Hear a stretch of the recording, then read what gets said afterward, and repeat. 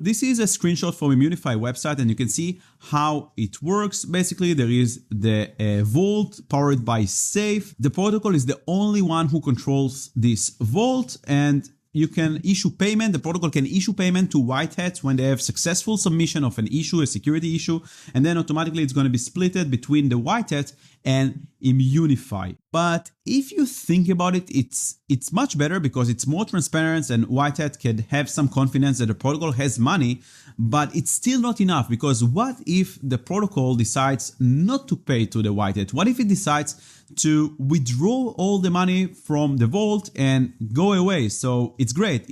They show that they have money, but they can always refuse to pay to the white hat because they control completely the vault, and they can just withdraw all the money and disappear from Immunefi. And that's where Immunefi Arbitration Protocol comes in. And this is the protocol that you're going to secure and report issues before it's actually deployed to mainnet and being used in production. So Immunefi Arbitration Protocol makes the vaults like next level vault.